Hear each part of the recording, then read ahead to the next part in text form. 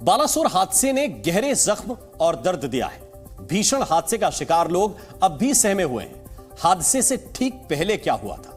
Train में सवार यात्रियों ने रूह कपाने वाली सच्चाई बताई है। पटरी पर दौड़ती ट्रेन पल भर में कैसे डीरेल हो गई और हादसे के बाद कैसा मंजर था? 2 जून की शाम हुई दर्दनाक दुर्घटना की पूरी हकीकत चश्मदीदों की जुबानी समझ गई।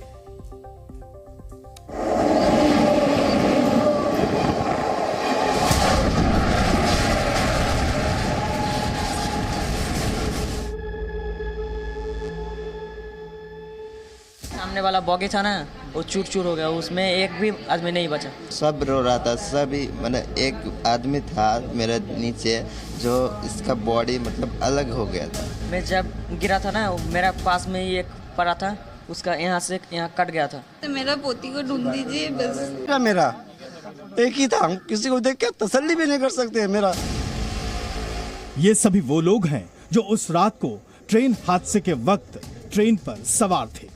इनमें से किसी को भी अंदाजा नहीं था कि तेज दौड़ती ट्रेन उन्हें अपनी मंजिल तक पहुंचाने की बजाय इस दर्दनाक सफर की तरफ ले जा रही है। बालासोर हादसे ने जो जख्म इन्हें दिए हैं वो इतने गहरे हैं कि शायद ही इस जन्म में ये भर पाए।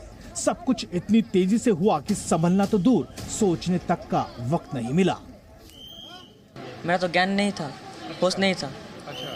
वो मेरा 2-3 मिनट के बाद होश आया। तब मेरा दोस्त मुझे बुला रहा था, तब मेरा पास मोबाइल भी नहीं था। मेरा दोस्त बुला रहा था, मेरा दोस्त के पास गया, उसने एम्बुलेंस भी नहीं पा रहा था। एम्बुलेंस 1-1.5 घंटा बाद में एम्बुलेंस पाया है। ट्रेन की रफ्तार की तरह ही लोग अपने सपनों को उड़ान देने की उम्मीद के साथ घर से निकले थे। शाम का वक्त था। ट्रेन में बैठे लोग मंजिल तक पहुंचने का इंतजार कर रहे थे। कोई खाने की तैयारी कर रहा था तो कोई अपने दोस्तों के साथ हंस रहा था। तभी ऐसा झटका लगा कि चारों ओर चीख पुकार मच गई।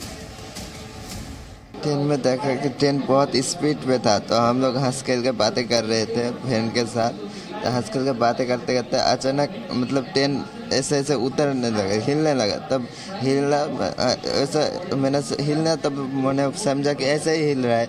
जब पटरी से पूरा उतर गया ट्रेन, तब हमको पता चला कि ट्रेन एक्सीडेंट हुआ। तब पूरा अंधकार हो गया था, इतना मतलब धुआं से अंधकार हो गया था। मसूद की तरह ही 18 साल के शाहीन आलम भी पश्चिम बंगाल के शालीमार से चेन्नई जा रहे थे।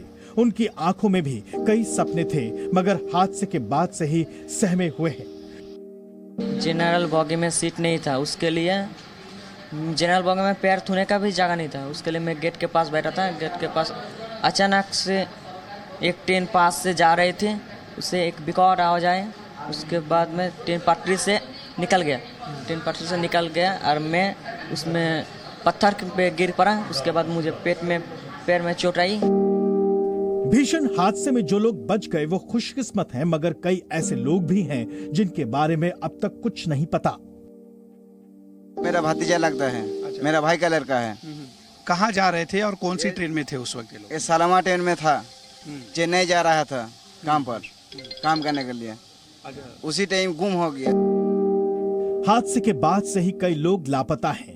उनके परिजन अपनों को खोजने के लिए कभी हादसे वाली जगह जा रहे हैं तो कभी अस्पतालों के चक्कर काट रहे हैं। परिजन ढूंढने की कोशिश कर रहे हैं और अस्पताल से लेकर जहां ये घटना हुई है उन तमाम जगहों पर जाकर कोशिश कर रहे हैं कि ढूंढा जाए। और ऐसे एक नहीं, 2 नहीं, कई परिवार हैं जिनके अपने इस वक्त नहीं मिल रहे हैं। बालासोर हादसा कई परिवारों को कभी ना भुलाने वाला दर्द दे गया है। पश्चिम बंगाल से मोहम्मद बाबू भी अपने 23 साल के इकलौते बेटे की तलाश में ओडिशा पहुंचे हैं, लेकिन कुछ नहीं पता चल रहा। जो ट्रेन एक्सीडेंट हुआ भद्रक से चढ़ा, वो अपने फुप्पू के यहाँ था, वहाँ से भद्रक से चढ़ा है वो और उसका साथी अफसर। तो अफसर मिल गया, अफसर एकदम ठीक ठाक है, हम लोग के साथ है। लेकिन मेरा बच्चा का नहीं कुछ पता है, ना उसका कोई सामान मिला। सामान मिलता तो भी समझते कि ये बॉगी ठीक से सर्च हो गया है, लेकिन ना उसका सामान है ना वो है। और मोबाइल हम लोग उसी दिन से फोन कर रहे हैं, रिंग हो रहा मोबाइल में, लेकिन रिसीव करने वाला कोई नहीं, तो कौन रिसीव करेगा? पिता की बेबसी और उनका दर्द शब्दों में बयां नहीं किया जा सकता, मगर दर्द का दरिया इससे भी गहरा है। सीआरपीएफ जवान निखिल का परिवार भी उन्हें खोजता हुआ यहाँ पहुंचा है। इस वक्त हमारे साथ वो परिवार है जिनके परिजन इस वक्त हो चुके हैं। आपको मैं तस्वीर दिखाता हूं, आप मुझे वो आधार कार्ड दिखाइएगा जिनकी तलाश की जा रही है। आपको बता दें कि वो सीआरपीएफ में काम करते हैं और उनका सामान यहाँ पर देखिए मिल चुका है। उनका वर्दी, उनका बैग मिल चुका है, उनका फ़ोन मिल चुका है, लेकिन अभी तक उनकी कोई जानकारी नहीं आई है। ऐसे ही कई और परिवार भी हैं जो अपनों की तलाश में भटक रहे हैं। रेलवे बोर्ड ने भी हादसे की वजह को लेकर सफाई दी है। प्रिलिमिनरी फाइंडिंग से ऐसा लगता है कि सिग्नलिंग में कोई परेशानी पाई गई। जिस तरह ट्रेन डिरेल हुई उसके बाद सैकड़ों परिवार गमजदा हैं। किसी ने अपनों को हमेशा के लिए खो दिया तो कोई अब भी अपनों के मिलने का इंतजार कर रहा है। बालासोर से शिवांगी ठाकुर और अश्विनी के साथ ब्यूरो रिपोर्ट सी मीडिया। और अश्विनी पांडे इस वक्त हमारे साथ ज्यादा जानकारी के साथ जुड़े हुए हैं। अश्विनी, जाहिर है कि घटना की जांच चल रही है, प्राथमिक जांच पूरी भी हुई है, लेकिन इस वक्त दूसरी प्राथमिकता रेलवे की शायद ये भी है कि ऐसे लोग जो अपने परिजनों को ढूंढ रहे हैं, उन तक पहुंचने की कोशिश कर रहे हैं, उसमें भी मदद करें। तो इस वक्त की मौजूदा स्थिति में आप क्या देख रहे हैं? रेलवे किस तरह से मदद कर रहा है ऐसे लोगों की? जी देखिए, बाकायदा रेलवे के जो अधिकारी हैं वो अस्पतालों में बैठे हैं जहां जहां लोग भर्ती हैं या फिर जहां पर शव रखा गया है, ताकि परिवार के लोगों को कोई दिक्कत ना आए। लेकिन इसके बावजूद भी परिवार के लोगों को दर दर भटकना पड़ रहा है, क्योंकि जिस अस्पताल पे परिवार जो है पहुंचता है, अगर वहां उन्हें उनके परिजन की कोई जानकारी नहीं मिलती तो उन्हें दूसरे अस्पताल जाना पड़ता है।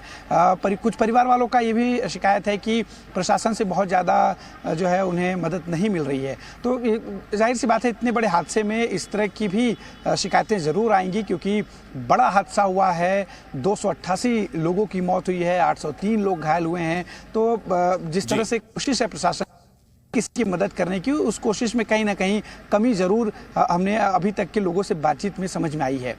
जहां तक रही बात रिस्टोरेशन की, मैं आपको तस्वीर दिखाता हूं। इस वक्त जो घटना स्थल है वहां पर जो ट्रैक है उसे ठीक जो है लगभग किया जा चुका है। अब किया जा रहा है ताकि सुचारू रूप से यहाँ पर रेल सेवाएं फिर से शुरू हों। बहुत बहुत शुक्रिया, बहुत बहुत धन्यवाद अश्विनी आपका इस पूरे अपडेट के लिए, इस पूरी जानकारी के लिए। जी न्यूज़।